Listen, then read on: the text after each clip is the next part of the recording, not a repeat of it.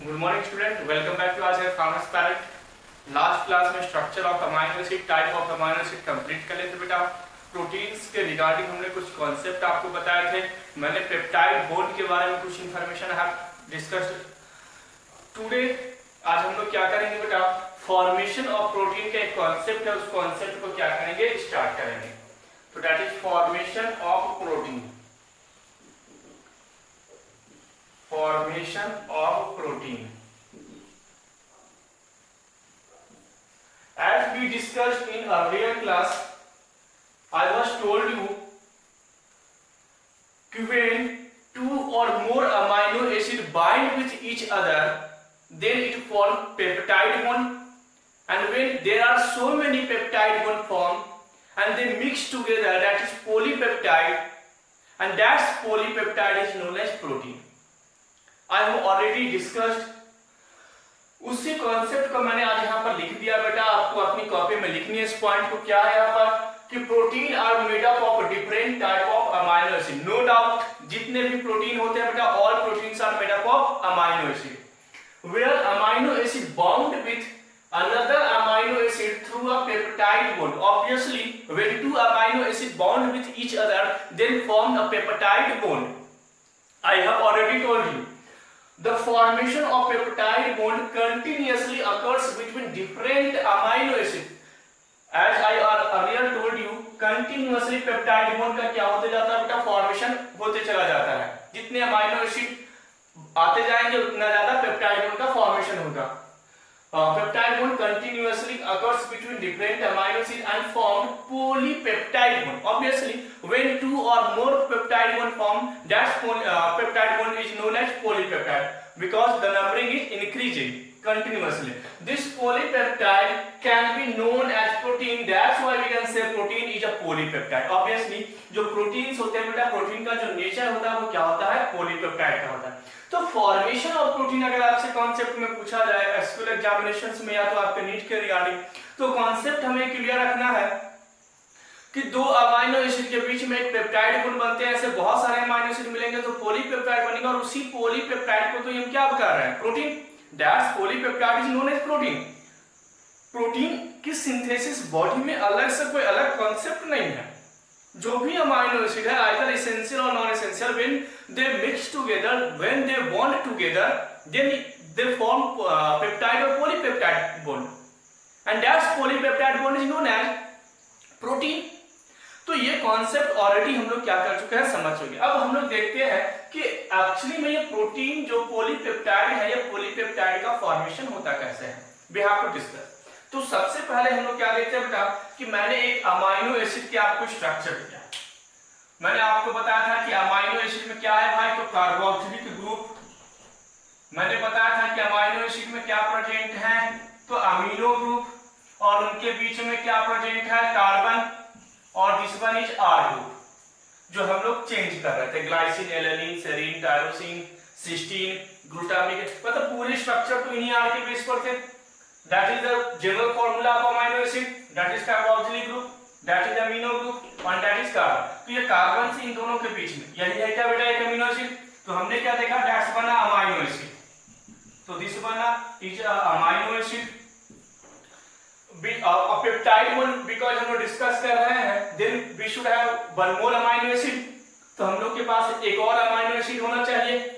तो हमने एक और अमाइनो एसिड ले लिया, और उस अमाइनो एसिड का फिर से हम लोग देख रहे हैं बेटा, तो that is carbon, that is carboxylic group, that is amino group, that is hydrogen, and that is R factor. Is this clear?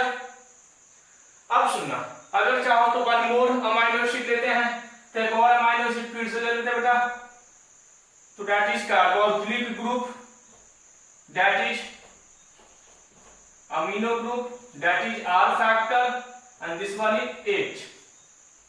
तो हमने क्या देखा कि हम लोग थर्ड अलग अलग टाइप ऑफ अमाइनो एसिड ले लिए। This one is also amino acid, and I have already discussed their general structures। अब सुनना, यहाँ पर ये अमाइनो एसिड, जैसे अमाइनो एसिड ए है, मान लो यहाँ पर H है, दैट इज ग्लाइसिन, मान लो यहाँ पर मिथाइल है, तो अलग एलेनिन आ गए। तो मान लो ये ग्लाइसिन और एलेनिन अमाइनो एसिड दोनों क्या होना चाह रहे हैं, मिक्स होना चाह रहे हैं, एक बॉन्ड बना के एक दूसरे से लिंक होना चाहते हैं, मर्ज होना चाहते हैं। आया समझ में? तो मर्ज होने के लिए यहां पर क्या होगा बेटा कि ये जो OH है, ये OH और यहां पर जो H प्रेजेंट है, ये NH2 है, H2 नहीं है, NH2 है ना, ये क्या है, NH2 है। तो ये सिंगल H और OH ये क्या हो जाएंगे बेटा, तो ये यहां से क्या होगा, H2O के फॉर्म में बाहर चले गए। तो यहां पर भी वही चीजें हैं, यहां पर कॉन्सेप्ट क्लियर होना चाहिए कि NH2 है ना, ये NH2 है, यहां पर भी वही चीजें होगी। COOH है क्या, तो COOH को भाई अलग करो, ये COOH जो है वो H के साथ मिक्स होकर के क्या बनाएगा बेटा, H2O।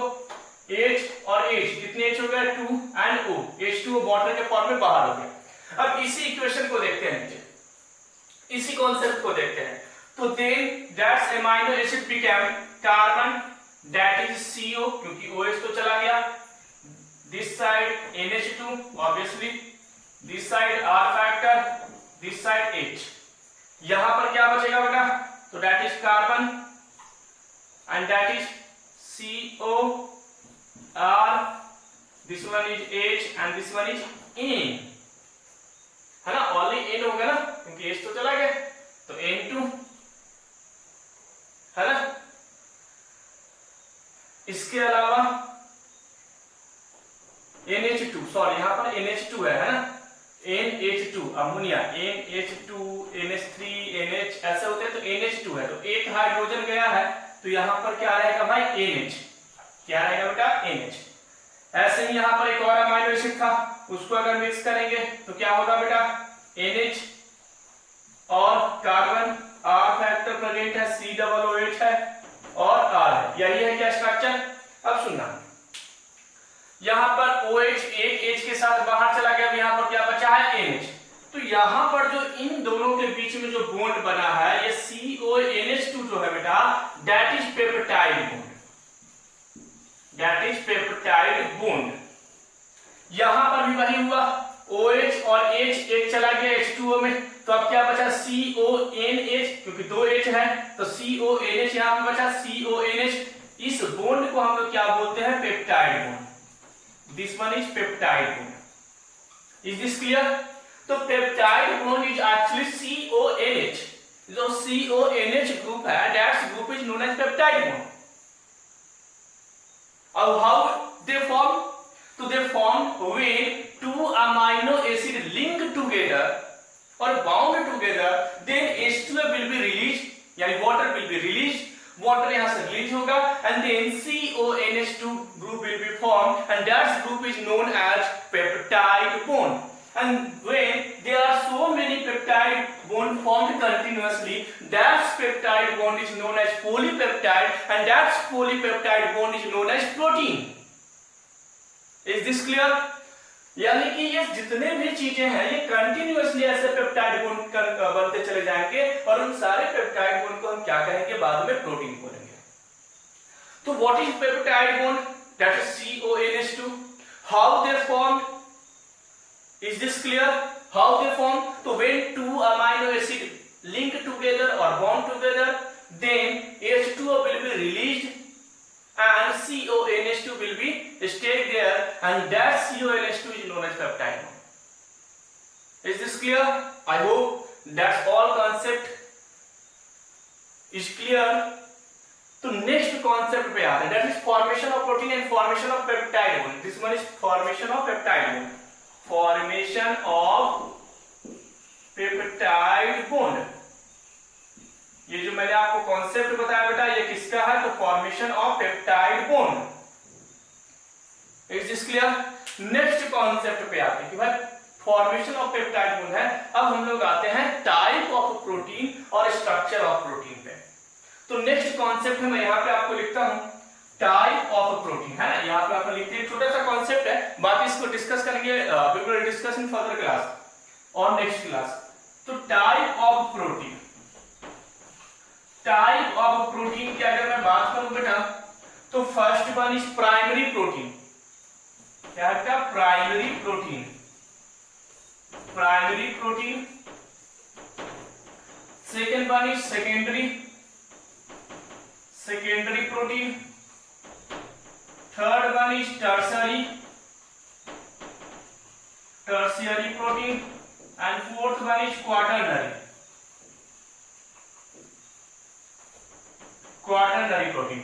So there are four type of protein, that is primary protein, secondary protein, tertiary protein, and quaternary protein. So how many type of protein? So there are four type of protein: primary, secondary, tertiary, and quaternary. Is this clear? What is the difference or what is the similarity or dissimilarity between primary, secondary, tertiary, and quaternary protein? We will discuss later. But in today's class, we will get some information regarding primary, secondary, tertiary, and quaternary. तो सुनना, type of protein में अगर मैं बात करूं तो primary and secondary protein is unstable protein. तो आप एक स्टेटमेंट लिखेंगे, मैं लिखा रहा हूं, आप लिखेंगे अपनी कॉपी में. Primary and secondary protein is unstable protein. एक छोटे से इंपॉर्टेंट पॉइंट में या नोट में करके लिखेंगे आप, है ना. क्योंकि यहां से नीट में क्वेश्चंस इस पॉइंट से आ सकते हैं, क्वेश्चंस पूछे जा चुके हैं. तो primary and secondary protein is unstable in nature. Primary and secondary protein is unstable in nature, while tertiary and quaternary protein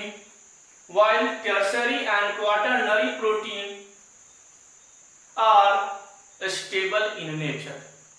तो प्राइमरी प्रोटीन अनस्टेबल होते हैं, सेकेंडरी प्रोटीन भी अनस्टेबल होते हैं, यानी ये यूजलेस होते हैं, इनका कोई फंक्शन नहीं होगा, अनस्टेबल है.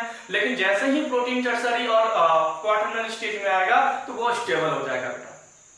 और स्टेबल होगा दैट मींस वो कोई ना कोई फंक्शन शो करने के लिए रिस्पॉन्सिबल रहेंगे. Is this clear? तो मैंने आपको क्या बताया कि यहाँ पर जो प्रोटीन्स हैं, प्रोटीन के कॉन्सेप्ट में हमें यही याद रखना है. नेक्स्ट क्लास में we will discuss further later जो अलग से कॉन्सेप्ट है, उन कॉन्सेप्ट को हम लोग डिस्कस करेंगे. तो thanks for watching farmers parent. Next class में मिलते हैं बेटा नेक्स्ट कॉन्सेप्ट के साथ. Thank you once again.